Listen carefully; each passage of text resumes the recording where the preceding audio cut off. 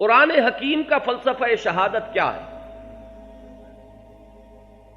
اس کا عنوان میں بنا رہا ہوں، ایک جملے کو اسے اچھی طرح کان کھول کر سن لیجئے کہ شہادت کے جو عام معنی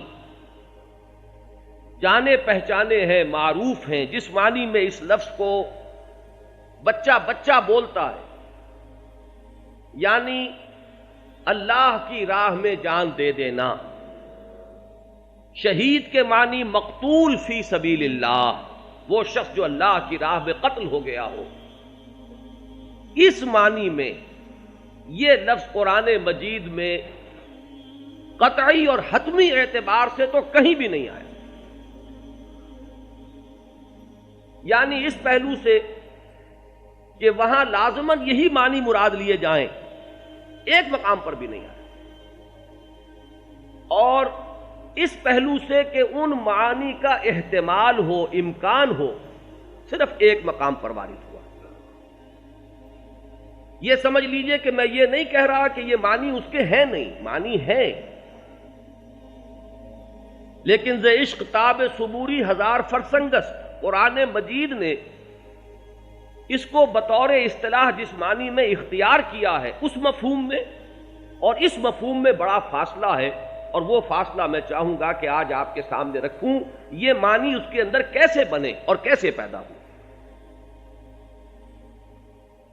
وہ جو واحد مقام ہے قرآن مجید کا کہ جہاں یہ معنی لینے کا امکان ہے، آج میں نے وہی آیہ کریمہ آغاز کلام میں پڑھی ہے۔ یہ سورہ آل عمران کی آیت ہے۔ غزوہ احد کے حالات و واقعات پر تبصرہ کرتے ہوئے اللہ تعالیٰ ارشاد فرماتے ہیں کہ اے مسلمانوں، اگر تمہیں اس جنگ میں کوئی چرکا لگا ہے، صدمہ پہنچا ہے، تم میں سے 70 افراد شہید ہو گئے، قتل ہو گئے اللہ کی راہ میں، ان یمسسکم قرح فقد مس القوم قرح مثلہ، تو آخر اتنے دلگیر کیوں ہوتے ہو، اتنے غمگین کیوں ہوتے ہو؟ تمہارے دشمنوں کو بھی تو ایسا ہی چرکا لگ چکا ہے۔ ایک ہی سال پہلے بدر کے میدان میں ان کے بھی 70 افراد کھیت رہے تھے، جن میں ابو جہل، عتبہ ابن ربیعہ ایسے بڑے بڑے سردار۔ وَتِلْكَ الْأَيَّامُ نُدَاوِلُهَا بَيْنَ النَّاسِ، یہ جو دن ہیں ان کو ہم لوگوں کے مابین الٹتے پلٹتے رہتے ہیں، کسی کو ذرا اونچا کر دیا، کسی کو نیچا کر دیا، یہ حکمت خداوندی میں ہے،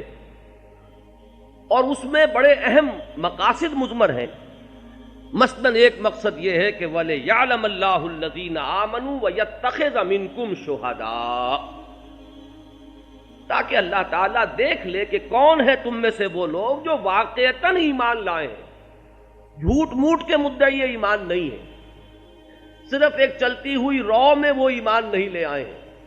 بلکہ حقیقتاً ایمان لائے ہیں، اور اللہ یہ چاہتا ہے کہ تم میں سے کچھ کو اپنے گواہ بنا لے، اپنی گواہی کا منصب عطا فرما دے، وہ مرتبہ عنایت کر دے۔ یہاں اس کا امکان ہے کہ یہ لفظ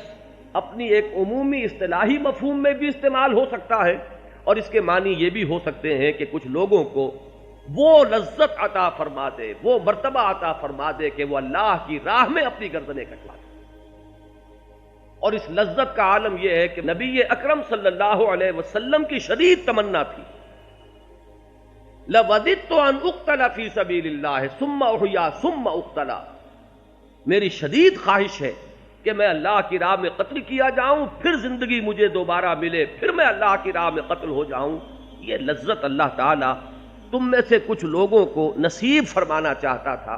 یہ معنی لینے کا یہاں امکان ہے۔ واللہ لا يحب الظالمین، اس وقت جو کچھ تھوڑا سا وقتی طور پر کفار کا پلڑا بھاری ہو گیا تھا، تو بہرحال اس کا یہ سبب نہیں ہے کہ وہ اللہ کے پسندیدہ ہیں یا محبوب ہیں، معاذ اللہ، اس قسم کے کسی شیطانی وسوسے کو اپنے قریب مت پٹکنے۔ صرف یہ ایک آیت ہے قرآن مجید میں، جیسا کہ میں نے عرض کیا، جہاں شہید کے معنی مقتول فی سبیل اللہ لینے کا امکان ہے، باقی آپ پورے قرآن مجید کو چھان جائیے، کہیں اس لفظ کے یہ معنی نہیں۔